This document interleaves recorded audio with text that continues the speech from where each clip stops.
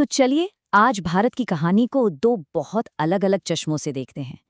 एक तरफ है चुनाव यानी मतपत्र और दूसरी तरफ है त्योहार और जश्न। देखते हैं कि ये दोनों मिलकर देश की कैसी तस्वीर बनाते हैं। हाँ, तो सवाल ये उठता है कि किसी भी देश की मतलब उसकी असलियत को एक साल में कैसे समझा जाए? क्या इसका जवाब हमें चुनावी नतीजों में मिलेगा या फिर उसकी संस्कृति में, उसके त्योहारों में? और 2025 का साल इस चीज को समझने के लिए एकदम सही है, क्योंकि इस साल भारत की कहानी के ये दोनों पहलू हमारे सामने हैं। एक तरफ एक बहुत ही अहम राज्य का चुनाव और दूसरी तरफ त्योहारों से सराबोर एक पूरा का पूरा कैलेंडर।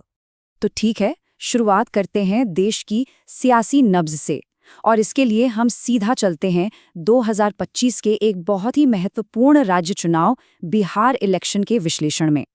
तो सबसे पहले ये समझते हैं कि ये चुनाव कितना बड़ा था। बात हो रही है कुल 243 विधानसभा सीटों की, मतलब 243 अलग-अलग चुनावी मैदान, जहां जबरदस्त टक्कर देखने को मिली। और इन 243 सीटों पर फैसला कौन करने वाला था? लगभग 7.5 करोड़ रजिस्टर्ड वोटर्स। जरा सोचिए, सिर्फ एक राज्य में इतनी बड़ी तादाद में लोग। ये दिखाता है कि भारतीय लोकतंत्र का पैमाना कितना विशाल है। तो इतनी बड़ी चुनावी प्रक्रिया के बाद नतीजा क्या रहा? ये देखिए, ये है सीटों का बंटवारा। 243 सीटें किस तरह से बड़ी बड़ी राजनीतिक पार्टियों के बीच में बटी, उसकी एक मोटी मोटी तस्वीर यहाँ दिख रही है। चलिए अब नतीजों को थोड़ा और तफसील से देखते हैं। इस टेबल में सभी मुख्य पार्टियों का प्रदर्शन साफ साफ दिख रहा है। सबसे ज्यादा सीटें जीतने वाली पार्टियों से लेकर एचएएमएस और एआईएमएम जैसी पार्टियां, जिन्होंने कम सीटों के बावजूद अपनी मौजूदगी दर्ज कराई। लेकिन क्या कहानी सिर्फ इन आंकड़ों में है? बिल्कुल नहीं।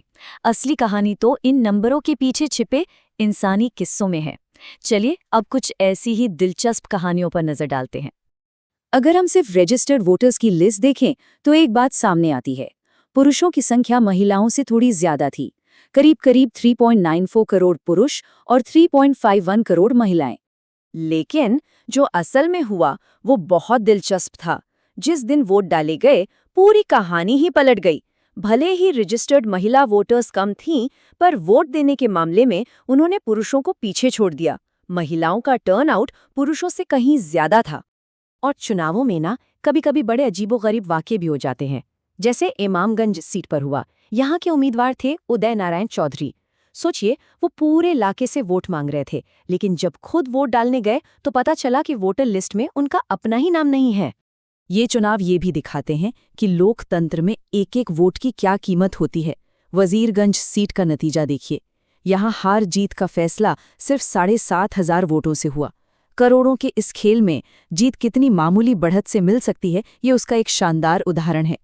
और जहां एक तरफ इतनी करीबी टक्कर थी, तो वहीं दूसरी तरफ कुछ सीटों पर नतीजा बिल्कुल एक तरफा रहा।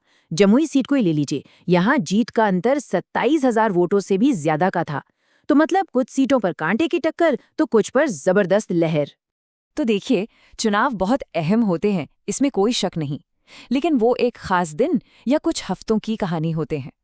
पर देश की एक और कहानी है, उसकी सांस्कृतिक धड़कन, जो हर रोज हर पल चलती रहती है।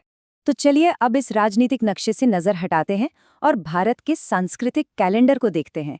ये एक बिल्कुल अलग लेकिन उतनी ही सच्ची और रंगीन कहानी बताता है। एक ऐसी कहानी जो वोटिंग मशीनों से बहुत आगे की है। ये बस एक छोटी सी झलक है। देखिए कैसे पूरा साल त्योहारों से गुलजार रहता है। जनवरी में बंगाल का पौष पर्व मेला, तो अप्रैल में पंजाब की बैसाखी, अगस्त में केरल का ओणम, तो अक्टूबर में गुजरात का गरबा और साल के आखिर में नागालैंड का हॉर्नबिल फेस्टिवल।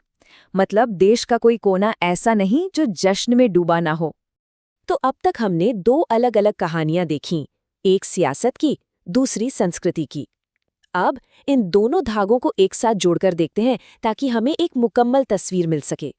तो आखिर किसी देश की पहचान बनती कैसे है? क्या सिर्फ लोकतांत्रिक प्रक्रियाओं से या फिर पीढ़ियों से चली आ रही परंपराओं से? सच तो ये है कि दोनों से मिलकर बनती है। एक तरफ पोलिंग बूथ में किए गए सामूहिक फैसले हैं, तो दूसरी तरफ त्योहारों का वो जश्न है जो सबको एक साथ लाता है। एक तरफ डेटा है तो दूसरी तरफ लोगों की भावनाएं, और ये दोनों ही भारत की पहचान का अटूट हिस्सा हैं। तो घूम फिर कर हम उसी सवाल पर आ जाते हैं, किसी देश की असली कहानी कौन बताता है? एक वोटिंग मशीन या एक त्योहार? शायद असली कहानी इन दोनों में से किसी एक में नहीं, बल्कि इन दोनों के बीच के रिश्ते में, इनके संगम में छिपी है। सोचने वाली बात है नहीं?